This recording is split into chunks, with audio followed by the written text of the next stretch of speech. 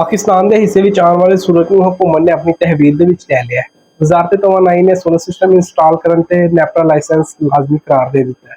ਜੀ ਹਾਂ, ਛੱਤਾਂ ਤੁਹਾਡੀਆਂ ਹੋਣਗੀਆਂ, ਘਰ ਤੁਹਾਡਾ ਹੋਵੇਗਾ, ਸੋਲਰ ਵਾਸਤੇ ਪੈਸੇ ਤੁਸੀਂ ਖਰਚ ਕਰੋਗੇ, ਤਵਾਨਾਈ ਤੁਹਾਨੂੰ ਕੁਦਰਤ ਪ੍ਰੋਵਾਈਡ ਕਰੇਗੀ, ਲੇਕਿਨ ਟੈਕਸ ਹੁਕੂਮਤ ਲਵੇਗੀ। ਅਸੀਂ ਵੇਖ ਸਕਦੇ ਹਾਂ ਕਿ ਸਾਲ 2026 ਦੀ ਸ਼ੁਰੂਆਤ ਤੋਂ ਹੀ ਸੋਲਰ ਸਿਸਟਮ ਦੀ ਖਰੀਦਦਾਰੀ ਵਿੱਚ ਇੱਕ ਗੈਰ ਮਾਮੂਲੀ ਇਜ਼ਾਫਾ ਵੇਖਣ ਨੂੰ ਮਿਲਿਆ ਹੈ। ਇਸ ਇਜ਼ਾਫੇ ਨੂੰ ਮੱਦੇਨਜ਼ਰ ਰੱਖਦੇ ਹੋਏ ਇਸ ਤੇ ਟੈਕਸ ਆਇਦ ਨਾ ਕੀਤਾ ਜਾਏ ਤੇ ਹਰ ਗਲੀ ਦੇ ਚੌਥੇ ਘਰ ਦੇ ਵਿੱਚ ਸੋਲਰ ਹੋਵੇ। ਜੇ ਇੰਝ ਹੁੰਦਾ ਤੇ ਫਿਰ IPPS ਦੀ ਮਹਿੰਗੀ ਬਿਜਲੀ ਕੌਣ ਖਰੀਦੇਗਾ। ਹੁਣ ਕਈ ਲੋਕਾਂ ਦਾ ਇਹ ਵੀ ਕਹਿਣਾ ਹੈ ਕਿ ਹੁਕੂਮਤ ਨੇ ਇਹਨਾਂ ਸਾਰੀਆਂ ਖਬਰਾਂ ਨੂੰ ਡਿਨਾਈ ਕਰ ਦਿੱਤਾ ਹੈ ਤੇ ਅਫਵਾਹਾਂ ਤੇ ਮਬਨੀ ਕਰਾਰ ਦੇ ਦਿੱਤਾ ਹੈ। ਫਿਰ ਜ਼ਿਹਨ ਦੇ ਵਿੱਚ ਇੱਕ ਹੋਰ ਖਿਆਲ ਵੀ ਆਉਂਦਾ ਹੈ, ਜਦੋਂ ਸੋਲਰ ਸਿਸਟਮ ਦੀ ਨੈਟ ਮੋਨੀਟਰਿੰਗ ਦੀ ਹਵਾਲੇ ਦੇ ਨਾਲ ਖਬਰਾਂ ਗਰਦਿਸ਼ ਕਰ ਰਹੀਆਂ ਸੀ, ਹੁਕੂਮਤ ਨੇ ਉਦੋਂ ਵੀ ਇਹਨਾਂ ਨੂੰ ਡਿਨਾਈ ਕਰ ਦਿੱਤਾ ਸੀ। ਇਹ 'ਚ ਹੋਇਆ ਕੀ ਸੀ?